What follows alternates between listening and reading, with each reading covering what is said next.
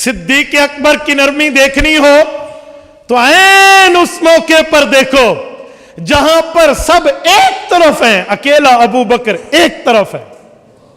बदर के 70 कैदी पकड़े गए हैं, इन 70 कैदियों का क्या करें, इनका क्या मामला हो, मशवरा दीजिए। पैगंबर के सब सहाबा किराए एक तरफ है, अकेला अबू बकर एक तरफ है। बाकी सब की मुश्तरका राय, सबको मिलाकर यही है, अजी मार दिया जाए। ये जालिम है, ये हमारे मुकाबले में निकल के आए हैं। आज पहले मसले पर इन्हें छोड़ दिया गया तो आइंदा के लिए नरमियां लेंगे, फलां फलां फलां। और अल्लाह की चाहत भी यही थी जो बाकी मशवरा दे रहे थे। सूरत नंबर 9 सूरत तौबा, कुरान करीम कहते हैं मा कान अली नबिय्यिन अन यकून लहू असरा हत्ता युस्किन फिल अर्द, कहा इनके खून से जमीन की प्यास को बुझा दिया जाए। हक तो ये है, लेकिन इस मौके पे पैगंबर करीम के चेहरे को अबू बकर सिद्दीक पढ़ रहे थे। जैसे कहते हैं ना फेस रीडिंग, फेस रीडिंग बड़ी चीज होती है। फेस रीडिंग के लिए वर्डिंग नहीं चाहिए होती, अल्फाज नहीं बोले जाते, ये एहसास और फीलिंग्स का नाम है। ये चेहरे को पढ़ना बहुत बड़ा कमाल है। माँ बाप और बच्चों का ताल्लुक हो ना, तो बच्चा कहेगा माँ ने मुझे कहा तो नहीं है, अब्बा ने मुझे कहा तो नहीं है।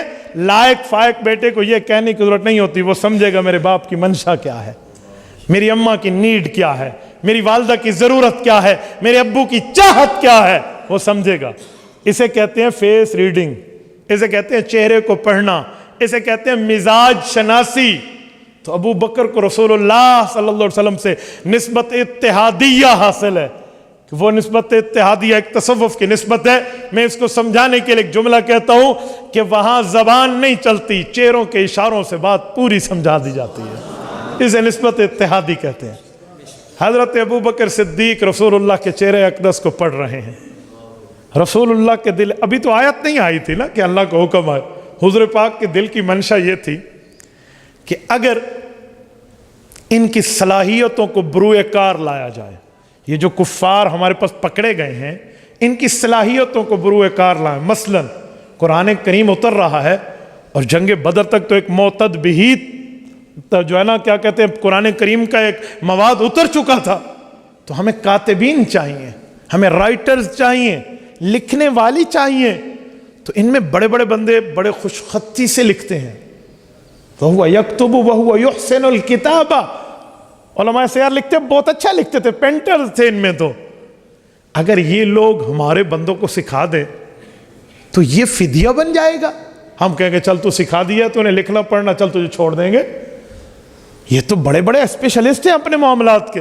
ये किसी से माल का फिदिया ले लिया जाए तो इस्लाम पर खर्च हो जाएगा, मईशत की मजबूती आ जाएगी, इस तरह की बातें।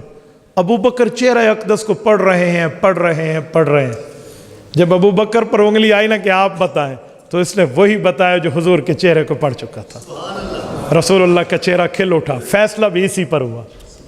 ये तो बाद में रब्बे कायनात की आयत उतरी कि अल्लाह के यहाँ ये बात तय थी, वरना तो ऐसे बंदों को छोड़ने पर अजाब आ जाता।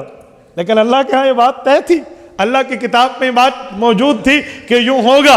यानी इतना नरम है अबू बकर कि जहां सारे गर्म हों वहां अकेला नरम है। अफजलुल बशरी बादल अंबिया है। आओ जरा इसकी अकीदे खत्म नबुव्वत पर गर्मी को देखिए। यही मुसलमान कज़्ज़ाब यमामा से उठता है और अपनी नबुव्वत काज़िबा का दावा करता है, झूठी नबुव्वत का प्रचार करता है, झूठी नबुव्वत के मामलात को उजागर करने के लिए फितनी से फितना बनता है, प्रोपेगंडे की मशीन को चला दिया जाता है। और करीब है कि पूरे हिजाज में इसकी बात आम न हो जाए। ताज़ा ताज़ा रिसालत माब अलैहिस्सलाम की जुदाई का गम सीनों पे है। रिसालत माब दुनिया से पर्दा फरमा गए। उम्मत की बागडोर और क़यादत अबू बकर सिद्दीक रज़ी अल्लाह अन्हु के हाथ में। कुछ भी हो, लेकिन नबुव्वत के बाद हैं तो उम्मत ना। तो इस दौरान अगर कोई नबी होने का दावा कर दे, क्या होगा भाई? वो ये भी कह दे भाई मैं नबी हूं और अबू बकर तो उम्मती है, वो तो क्रॉस के चक्कर में डायरेक्ट हुआ पड़ा है, तो क्या होगा? ये जब इसकी दावत फैली ना, तो सिद्दीक अकबर रजी अल्लाह तआला अन्हु की बात मौजूद है, अयन कुसुद्दीन व अना हई, کہ لوگ دین پر پروپیگنڈے کی بات لے کر نقصان پہنچانے کے حملے کا سوچیں اور ابو بکر کی جان میں سانس چلے، یہ دو باتیں نہیں ہو سکتی، یہ نہیں ہو سکتا۔ یا ینقص الدین وانا حی کا اور کیا معنی ہے؟ کہ میری نبضیں چلیں، میرا خون دوڑے، میرا دل دھڑکے، میرا دماغ چلے، میری سانس چلے، میری حیاتی برقرار ہو، اور حضور پاک کی دین کے خلاف سازشیں ہوں یا سازشیں ہوں گی یا ابو بکر اس دھرتی پہ ہوگا، دو کام میں سے ایک کام ہوگا۔ اور یہ کہاں ہے؟ ابو بکر صدیق مدینہ طیبہ میں ہے۔ اور آپ کو پتہ ہے یمامہ کہاں ہے؟ کچھ لوگ سمجھتے ہیں یمامہ یمن کا علاقہ ہے، جی نہیں، سعودیہ کا علاقہ ہے۔ سعودیہ کا کیپٹل آف دا کنگڈم ریاض سے 90 اور 70 کلومیٹر کی مسافت بنتی ہے۔ یمامہ کی علاقہ کی بستی آج بھی وہاں موجود ہے، یہ ریاض کی بالکل قریبی علاقہ ہے، یہاں کے رہنے والے ہیں۔ اور اعلانات ہو گئے، اور یہ بے ایمان جو نبوت کا جھوٹا دعویٰ کر رہا ہے، اس نے بڑے بڑے ریلیف پیکیجز دیے ہوئے ہیں کہ آپ کو مسلمانوں کے نبی تو 5 نمازوں کی کہتے ہیں نا، میں نے اپنی نبوت میں اللہ سے 2 نمازیں بطور معجزہ ختم کروا لی ہیں، لہٰذا 3 پڑھنی پڑیں گی۔ اس طرح کے ریلیف پیکیجز اس نے بنائے ہوئے ہیں۔ اور صحابہ کرام میں ابو بکر صدیق کی ایک تقریر نے جوش کا یہ ایک روح پھونک دی، اور پیغمبر کے صحابہ کو اس کی طرف روانہ کر دیا گیا۔ جب جہاد شروع ہوا ہے اور اس سے لڑائی ہوئی ہے اور اس سے 2 ہاتھ ہوئے ہیں، ایک تفصیل ہے، میں ختم نبوت پر بات کر رہا ہوں۔ یمامہ کی اس دھرتی پر یہ بندہ فی النار ہوا ہے، حضرت وحشی کے ہاتھوں رضی اللہ عنہ یہ قتل ہوتا ہے۔ اسی لیے تو حضرت وحشی فرماتے تھے قتلت خیر الناس ثم قتلت شر الناس، کہ اگر امت میں ایک افضل شخص حضرت حمزہ اسد اللہ و اسد رسولی رضی اللہ عنہ پیغمبر کے چچا جان میری حالت کفر میں میرے ہاتھوں سے دنیا سے گئے ہیں، تو میرے مولا اب کفارہ قبول کر لے، اس دھرتی پر سب سے بے ایمان بندہ مسلمہ بھی میرے ہاتھوں سے گیا ہے۔ یہ قتل ہوا، سب کچھ ہوا، صحابہ کرام واپس پلٹے ہیں۔ آؤ میں کاؤنٹنگ پیش کرتا ہوں، شماریات میں آنا، ذرا حساب میں آنا، توجہ رکھنا۔ صحابہ کرام نے جو پیغمبر علیہ السلام کی ختم نبوت پر پہرا دیا ہے، یہ یمامہ کی میدان میں پیغمبر کے صحابہ نے اس مدعی نبوت سے جنگ لڑی ہے، تو پیغمبر کے صحابہ کامیاب ہوئے ہیں، کامران ہو کر واپس پلٹے ہیں۔ اگر شہداء کی تعداد دیکھیں، یہ جو حدیث سنائی جاتی ہے کہ جب قرآن کے 700 قاری شہید ہوئے تھے تو سیدنا صدیق اکبر رضی اللہ عنہ کے دور میں یہ سوال پیدا ہو گیا تھا کہ اب دین کے تحفظ میں قرآن کریم کو جمع کیا جائے، ورنہ یوں قراء، ورنہ یوں حفاظ، ورنہ یوں قرآن کے صاحب دنیا سے جاتے رہیں گے، اگلی نسلوں تک قرآن کیسے پہنچے گا، اگلی امتوں تک، اگلی امت کے لوگوں تک قرآن کریم کیسے جائے گا؟ لہذا حفاظ کی کمیٹی بٹھاؤ، حضرت زید بن ثابت بیٹھے، حضرت ابی بیٹھے، حضرت علی بیٹھے، باقی صحابہ بیٹھے، خلفائے اربعہ کی قیادت و نگرانی میں یہ سب جمع ہوئے، قرآن کریم جمع ہوا، بین الضفتین، 2 گتوں کے درمیان جمع ہو کے آج آپ کے اور میرے پاس پیغمبر کا قرآن موجود ہے۔ یہ اسی جنگ میں 700 قراء شہید تھے۔ کل تعداد کتنی تھی میرے دوستو؟ حضور پاک کے ختم نبوت پر پہرہ داری کرتے ہوئے اس ابو بکر کی قیادت میں بھیجا ہوا لشکر 1200 پیغمبر کے صحابہ نے جان کی قربانی دی ہے۔ کتنے صحابہ؟ 1200 صحابہ، 1000 کے ساتھ اوپر 200۔ یہ میں 1200 کا لفظ بڑا کر کے کیوں بتا رہا ہوں؟ اس کے پیچھے بھی ایک تاریخ ہے۔ رسالت مآب کو جہاد کا جو اجازت نامہ ملا ہے، اس وقت ملا جب پیغمبر کریم کی عمر مبارک 53 سال تھی۔ مکہ مکرمہ سے ہجرت کر کے مدینہ طیبہ آ چکے ہیں۔ آخری 10 سال میں پیغمبر کریم پر حکم جہاد اترا، اور رب نے فرمایا اذن للذین یقاتلون بانہم ظلموا، اب انہیں اجازت ہے، بلال اب امیہ سے تو بدلہ لے سکتا ہے، اب تمہیں جہاد کا حکم ہے، اب خباب ابن عرت کے بدلے اتارنے کا وقت آ گیا ہے، اب زنیرہ کی شہادت کا بدلہ لیں گے، اب حضرت یاسر حضرت سمیہ کی ظلمن شہادت کے بدلے لیے جائیں گے، بِأَنَّهُمْ ظُلِمُوا، ان پر ظلم ہوا، یہ ان کو لڑنے کی اجازت ہے۔ یہ جہاد کا اعلان ہوتا ہے۔ آخری پیغمبر کی دنیاوی 10 سال میں پیغمبر کریم نے 427 مہم جوئیاں کی ہیں، جن میں 27 غزوات ہیں اور 400 سریات ہیں۔ غزوات کا معنی بنفس نفیس رسالت مآب شریف ہے، اس پہ شریک ہیں، اور سریات کا معنی کہ پیغمبر کی نگرانی میں پیغمبر کے حکم سے صحابہ کا لشکر گیا ہے۔ پوری ان 10 سالہ تاریخ میں 427 مہم جوئیوں میں کتنے بندے دنیا سے گئے ہیں، ان کا بھی حساب کر لیں اور یمامہ کی جنگ کا بھی کر لیں، کاؤنٹنگ کر کے دیکھ لیتے ہیں کہ کتنے بندوں نے پیرا داری پر یہاں جان دی ہے اور وہاں کتنے بندے شہید ہوئے ہیں۔ بدر سے لے کر تبوک تک آ جائیے اور سریہ میں بنو شہرہ تک آ جائیے، آخر تک آ جائیے، آپ دیکھ لیجئے کتنے ہیں، سب کچھ سمجھ آ جائے گا۔ تمام غزوات کو ملائیں، تمام سریات کو ملائیں، مسلمان پلس کافر دونوں کے اموات کی تعداد ملائیں، 740 بھی نہیں بنتی۔ میرے دوستو، میں آپ کی ایمان پہ دستک دے رہا ہوں، میں نے تبھی نعرہ رکوایا ہے۔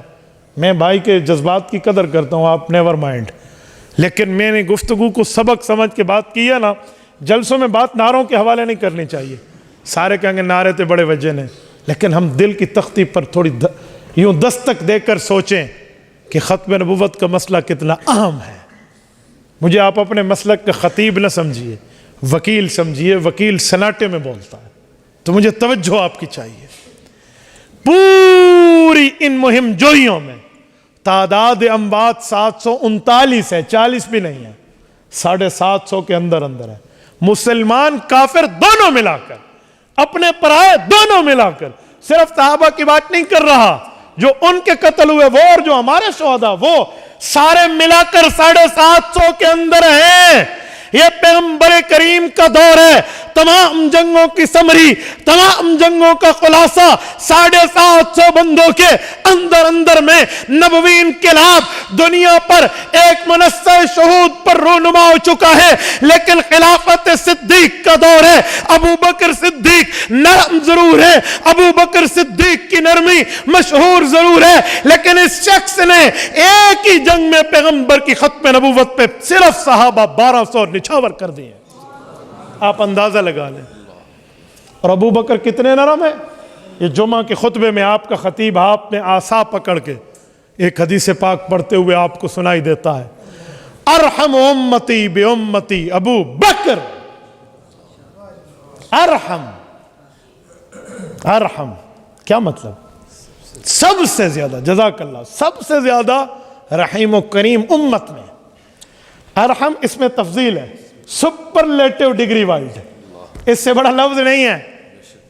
ارحم امتی بی امتی ابو بکر، اور ابو بکر کی نرمی کتنی ہے۔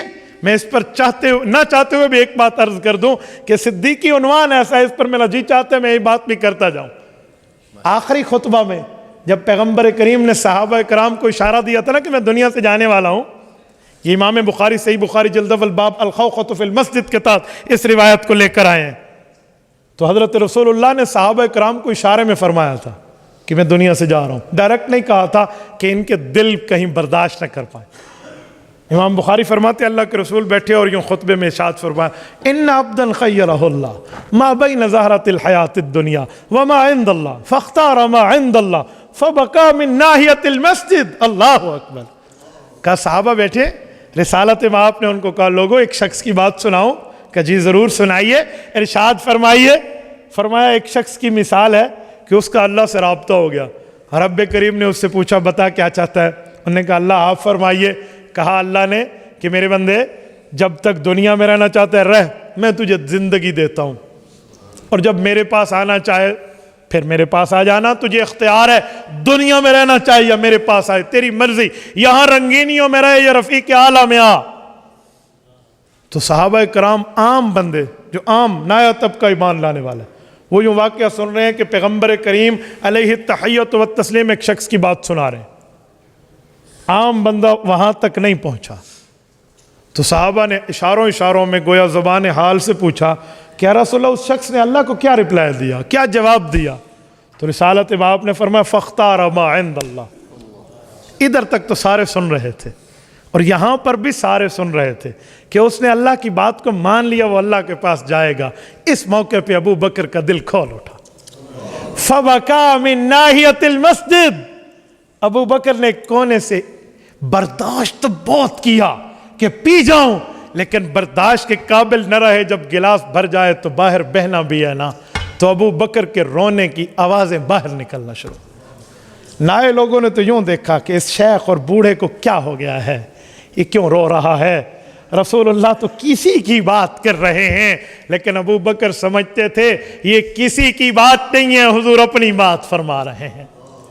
پوری سیاست اٹھائیے، بخاری، مسلم، ابو داؤد، ترمذی، نسائی، ابن ماجہ، بلکہ اس کے علاوہ متون حدیث اٹھائیے، یقین مانے یہ حدیث یہاں پر ختم ہو جاتی ہے۔ اگلا جملہ نہیں ہے، اس سے اگلے جملے میں حضور نے ابو بکر کی دلداری شروع فرما دی۔ یہ بات یہاں پر چھوڑ دی۔ ابو بکر کو روتا دیکھ کر پیغمبر سے برداشت نہ ہوا، فرمایا لا تبکین خوخۃ فی المسجد الا خوخۃ ابی بکر، کہ میرے بعد ابو بکر کے گھر کا دروازہ میری طرح مسجد میں کھلا رہے گا، یعنی جیسے میں امامت کے لیے آتا ہوں پھر یہ امام بنے گا۔